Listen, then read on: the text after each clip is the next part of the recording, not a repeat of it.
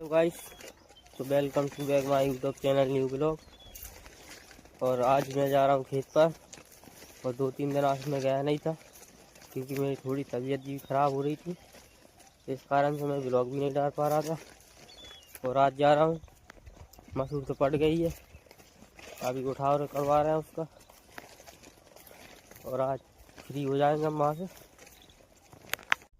हाँ, तो अभी हमारे आधे करपा हो गए हैं और 6-7 एक बीघा के हो गए। अभी हम खाना खाने बैठ गए। अब दोपहर को जाएंगे 2 बजे, तो हो जाएंगे 3-4 एक बीघा के और बचे बस। मुझे आ गया था गाइस मेरे दोस्त का फ़ोन, तो अभी मैं जा रहा हूँ घर पे। और वो मुझे पानी का हिसाब में साफ करवाना है, इसलिए घर जा रहा हूँ।